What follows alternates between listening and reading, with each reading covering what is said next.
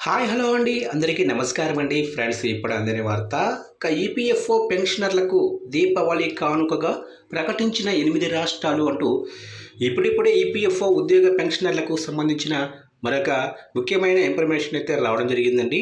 అయితే ఇందుకు సంబంధించిన పూర్తి వివరాలు అయితే మన వీడియోలో తెలుసుకుందామండి. వీడియో మాత్రం స్కిప్ చేయకుండా చూడండి ఫ్రెండ్స్, అప్పుడే మనకి పూర్తి సమాచారం అయితే తెలుస్తుంది.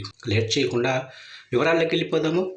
ఇక ఉత్తరప్రదేశ్ ప్రభుత్వం దీపావళి పండుగకు ముందుగానే రాష్ట్ర ఉద్యోగులు పెన్షనర్లకు గుడ్ న్యూస్ అయితే చెప్పింది. రాష్ట్ర ప్రభుత్వ ఉద్యోగుల డిఏ పెన్షనర్ల డిఆర్ భత్యాలను 3% పెంచినట్లు ముఖ్యమంత్రి యోగి ఆదిత్యనాథ్ ప్రకటించారు. ఇప్పుడు వారి జీతాలు 55% నుండి 58% పెరిగాయి. ఈ పెంపు జూలై 1, 2025 నుంచి అమల్లోకి రానుంది. అయితే నగదు రూపంలో చెల్లింపులు అక్టోబర్ 2025 నుంచి ప్రారంభమవుతాయి. ఈ నిర్ణయం రాష్ట్ర వ్యాప్తంగా సుమారు 28 లక్షల మంది ఉద్యోగులు పెన్షనర్లకు లాభదాయకంగా మారనుంది. ఇక ఈ డిఏ పెంపు నిర్ణయం వల్ల ప్రభుత్వ సిబ్బంది, ఎయిడెడ్ విద్య, సాంకేతిక సంస్థల సిబ్బంది, పట్టణ స్థానిక సంస్థల పూర్తి సమయ ఉద్యోగులు, అలాగే యూజీసీ వేతన స్కేల్లో పనిచేస్తున్న ఉపాధ్యాయులు కూడా ప్రయోజనం పొందనున్నారు. ఇక దీపావళి సందర్భంగా తీసుకున్న ఈ నిర్ణయం ఉద్యోగుల జీవన ప్రమాణాలను మెరుగుపరుస్తుందని, కుటుంబాలకు సంతోషం, భద్రతను అందిస్తుందని ముఖ్యమంత్రి యోగి ఆదిత్యనాథ్ ట్వీట్ చేశారు.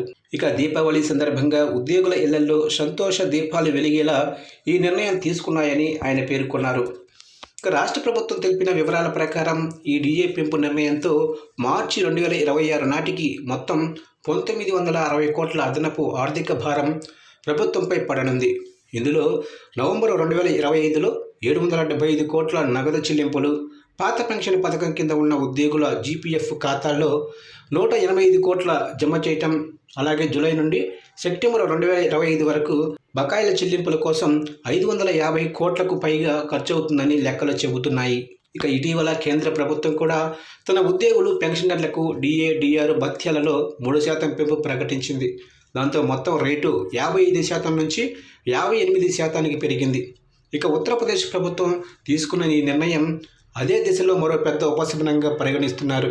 దీని ద్వారా ఉద్యోగులు, పెన్షనర్లకు పండుగ సీజన్లో ఆర్థిక ఊరట లభిస్తుంది.